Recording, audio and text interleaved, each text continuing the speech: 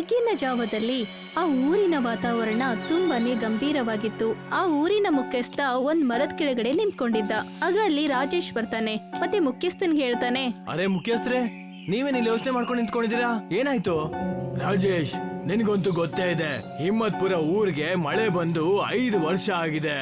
ಎಲ್ಲ ಒದ್ದಾಡ್ತಾ ಇದಾರೆ, ಹೊಲಗಳೆಲ್ಲ ಒಣಗೋಗ್ತಾ ಇದೆ, ಮತ್ತೆ ನಮ್ಮ ಜಮೀನೆಲ್ಲ ಬರಡಾಗ್ ಹೋಗ್ತಾ ಇದೆ. ಹಾ, ಇದನ್ನ ನಾನು ಕೂಡ ನೋಡಿದ್ದೀನಿ. ಆದ್ರೆ ಅದಕ್ಕೆ ಯಾಕೆ ಅಷ್ಟೊಂದು ಯೋಚನೆ ಮಾಡ್ತಾ ಇದ್ದೀರಾ? ಜಮೀನ್ದಾರ ಈ ಸಮಸ್ಯೆನ ಉಪಯೋಗ ಮಾಡ್ಕೋತಾ ಇದ್ದಾನೆ. ಅವನು ಊರಿನ ಜನರಿಗೆಲ್ಲ ಸಾಲ ಕೊಟ್ಟು ದೊಡ್ಡ ಮನುಷ್ಯನ್ ತರ ತೋರಿಸ್ಕೋತಾ ಇದ್ದಾನೆ.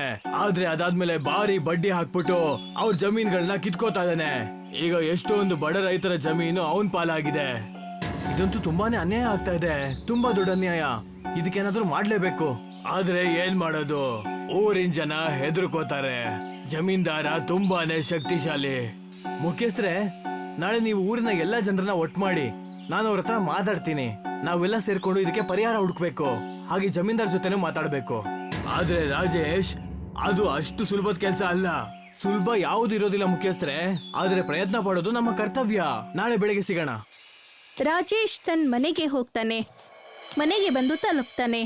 ಬಿಂದ್ಯಾ, ನಾನ್ ನಿನಗೆ ಮತ್ತೆ ನಿನ್ನ ಮಕ್ಕಳಿಗೆ ಮುಖ್ಯವಾದ ವಿಷಯ ಹೇಳಬೇಕಾಗಿತ್ತು. ಏನಾಯ್ತು ರಾಜೇಶ್? ಕಮಲ್ ಮತ್ತೆ ಸುಲೇಖಾ ಅಲ್ಲಿಗೆ ಬರ್ತಾರೆ. ಇವತ್ತು ಮುಖ್ಯಸ್ಥರನ್ನ ಭೇಟಿಯಾಗಿದೆ. ಊರಿನ ಪರಿಸ್ಥಿತಿ ತುಂಬಾನೇ ಕೆಟ್ಟದಾಗಿದೆ. 5 ವರ್ಷದಿಂದ ಮಳೆ ಕೂಡ ಆಗಿಲ್ಲ. ಮತ್ತೆ ಜಮೀನ್ದಾರು ಊರಿನವರ ಬದುಕನ್ನ ಹಾಳು ಮಾಡ್ತಾ ಇದಾರೆ. ಅವರು ಸಾಲ ಕೊಟ್ಟು ರೈತರ ಜಮೀನ ಕಿತ್ಕೊಳ್ತಾ ಇದಾರೆ.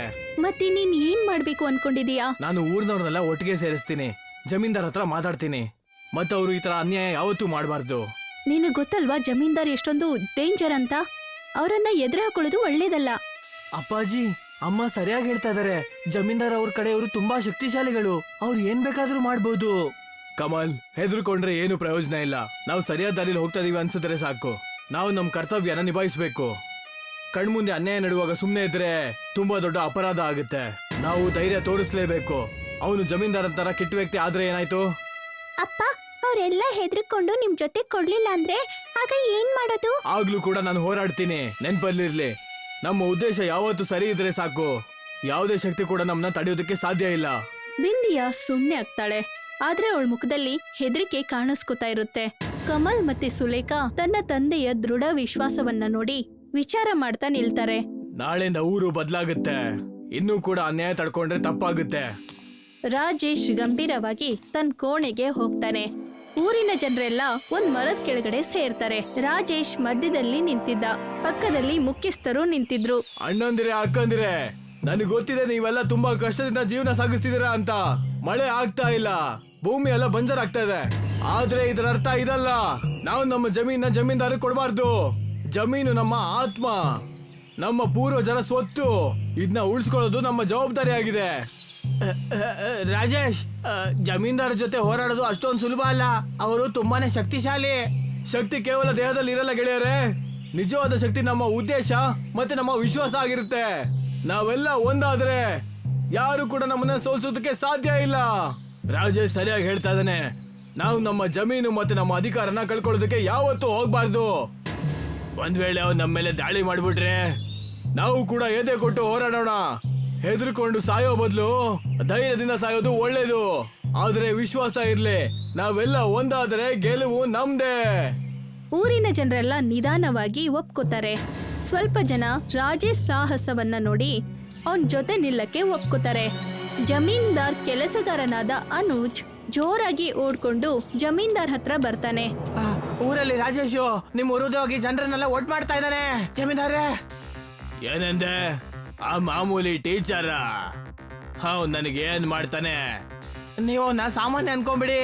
ಊರಲ್ಲಿ ರಾಜೇಶ್ ಮತ್ತೆ ಅವ್ರ ಪರಿವಾರದವರು ತುಂಬಾ ಓದ್ಕೊಂಡಿರೋರು, ಗೊತ್ತಿಲ್ವಾ ನಿಮ್ಗೆ? ಅವನು ರೈತ ಅಷ್ಟೇ ಅಲ್ಲ, ಜೊತೆಗೆ ಅವನು ಸರ್ಕಾರಿ ಶಾಲೆಯ ಶಿಕ್ಷಕ ಕೂಡ. ಸರ್ಕಾರಿ ಶಾಲೆನಾ? ಅಲ್ಲಿಗೆ ಕಷ್ಟಪಟ್ಟು 3-4 ಜನ ಹೋಗ್ಬೋದು ಅಷ್ಟೇ. ರಾಜೇಶ್ ಊರಿನ ಜನನೆಲ್ಲ ಒಟ್ಟು ಸೇರಿಸ್ತಾ ಇದ್ದಾನೆ. ಒಂದ್ ವೇಳೆ ಹೀಗೆ ಆದ್ರೆ ನಿಮ್ಗೆ ತೊಂದರೆ ಆಗತ್ತೆ. ಜಮೀನ್ದಾರೇ, ಸುಲಭ ಅನ್ಕೋಬಿಡಿ ಅವನ್ನ. ಜಮೀನ್ದಾರ್ ಯೋಚನೆ ಮಾಡೋಕೆ ಶುರು ಮಾಡ್ತಾನೆ. ನಿನಗ್ ನೆನಪಿದ್ಯಾ ಅನುಜ್? ಎಷ್ಟೋ ವರ್ಷಗಳ ಹಿಂದೆ ರಾಜೇಶ್ ಅವರಪ್ಪ ನನ್ನ ಹತ್ರ ಸಾಲ ತಗೊಂಡಿದ್ದ. ನಾನೊಂದು ಖಾಲಿ ಪೇಪರ್ ಮೇಲೆ ಅವನ ಹತ್ರ ಹೆಬ್ಬೆಟ್ ಹಾಕಿಸ್ಕೊಂಡಿದ್ದೆ. ಹಾ ಯಜಮಾನ್ರೆ, ಆದ್ರೆ ರಾಜೇಶ್ ಸಾಲ ಎಲ್ಲ ತೀರಿಸಿದ್ನಲ್ಲ. ಹೌದು, ಆದ್ರೆ ಅವನಿಗೆ ಗೊತ್ತಿಲ್ಲ ಆ ಖಾಲಿ ಪೇಪರು ಇನ್ನು ನನ್ನ ಹತ್ರನೇ ಇದೆ ಅಂತ. ಆ ಖಾಲಿ ಪೇಪರ್ ಇಂದ ಅವನ್ ಜಮೀನು ಮತ್ತೆ ಮನೆ ನಾನೇ ಕಿತ್ಕೊಂಡ್ಬಿಡ್ತೀನಿ. ಬೆಳಿಗ್ಗೆ ಹೊತ್ತಲ್ಲಿ ಜಮೀನ್ದಾರ್ ಮತ್ತೆ ಅವನ ವ್ಯಕ್ತಿಗಳು ಸೇರಿ ಅಲ್ಲಿಗೆ ಬರ್ತಾರೆ.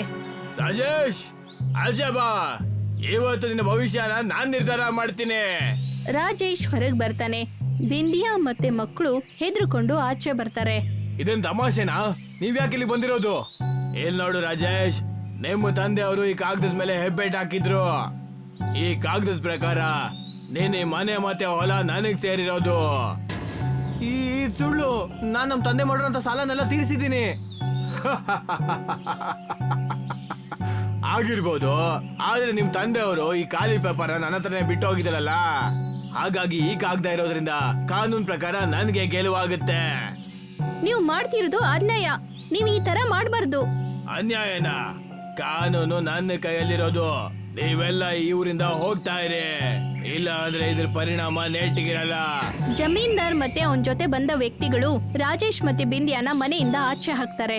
ಸುಲೇಖಾ ಮತ್ತೆ ಕಮಲ್ ಇದನ್ನೆಲ್ಲ ನೋಡಿ ಅಳೋಕೆ ಶುರು ಮಾಡ್ತಾರೆ. ಇವತ್ತು ನಮ್ಮ ಮನೆ ನಮ್ ಕೈಯಿಂದ ತಪ್ಪು ಹೋಗಿದೆ, ಆದ್ರೆ ನಮ್ಮ ಧೈರ್ಯ ಮತ್ತೆ ಉದ್ದೇಶ ಯಾವತ್ತೂ ಮರಿಬಾರ್ದು.